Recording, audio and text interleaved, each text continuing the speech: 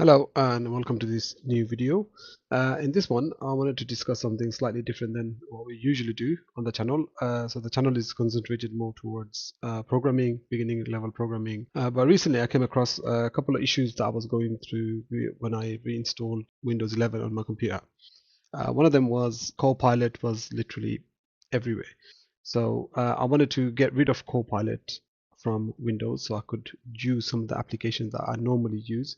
And some of the places Microsoft has embedded Copilot into, it doesn't make any sense. So, for example, you have Copilot in Paint, in Photo Viewer, in Notepad, and so many more. I've looked through some of the ways to basically remove Copilot from Windows was to do it through register, uninstall it from control panel, and so on.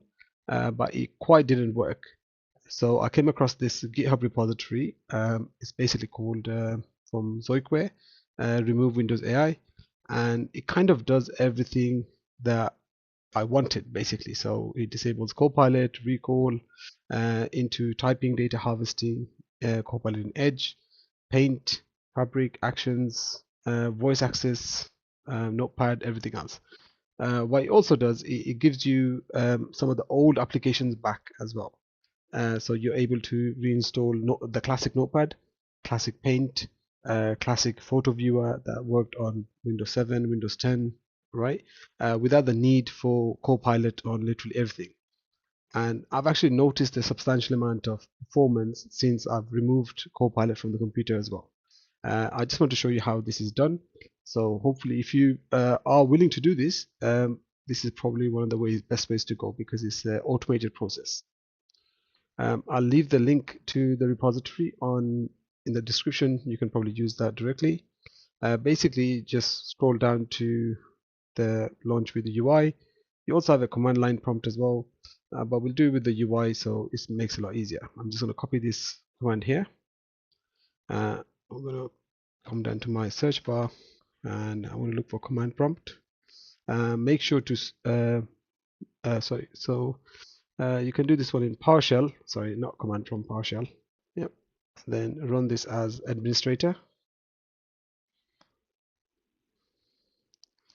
Okay, when we run PowerShell as admin, right here, you can paste your command that we've taken from here, right? So it basically gets the data from there, the PS1 file, and then we should be able to launch it right into Windows. Okay, so it gives us a nice little UI over here, and it tells us exactly where to do this. So, say for example, if you've done this before, you want to revert it back to all of these options to be enabled again, you can click on revert and then it will change it back again, right?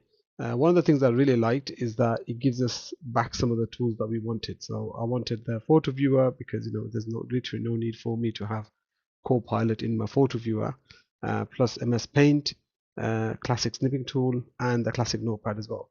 So you can select this option and hit apply.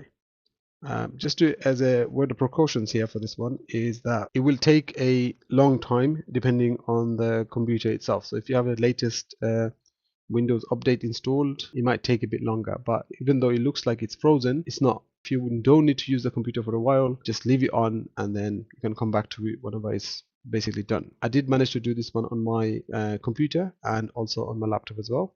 And in both cases, it did take a while. Sometimes I think on the computer it took almost about 2 hours, and on the laptop it took roughly a bit less than that, probably about like 50 minutes. So it depends on which system that you're using, but I found it quite nice and automated way to basically remove Copilot from the computer itself. This is an amazing repository and it's quite well maintained as well. If you want to have a look through it, look at some of the stuff that they're doing, the people that actually have contributed towards it. I hope you find this one useful. There will be some new video tutorials coming soon, so just keep an eye out for that. All right. All the best, and I will see you on the next one.